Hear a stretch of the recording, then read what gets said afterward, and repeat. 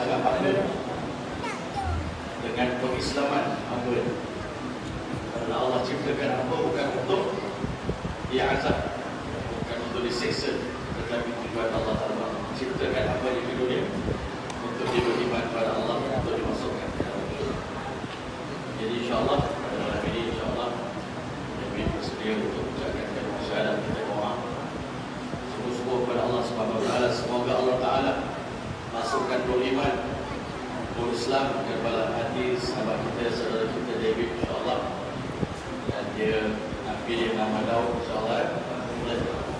Mudah-mudahan kalau di dalam masa Putin David, maknanya Daud, Nabi Daud AS, Nabi yang merupakan Nabi yang sangat popular di kalangan Bani Israel, anak cucu Nabi Allah Yaqub AS.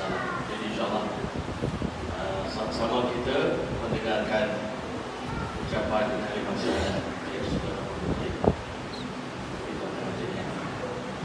Bismillah. Bismillahirrahmanirrahim. Asyhadu an la ilaha illallah wa asyhadu anna Muhammadan Rasulullah.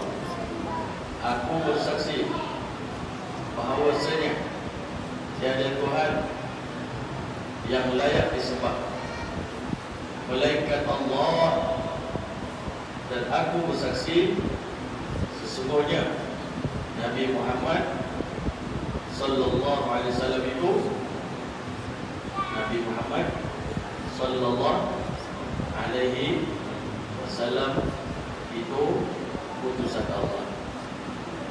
Dan aku bersaksi sesungguhnya Nabi Isa alaihissalam itu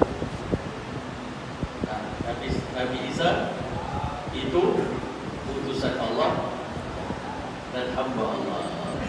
Alhamdulillah.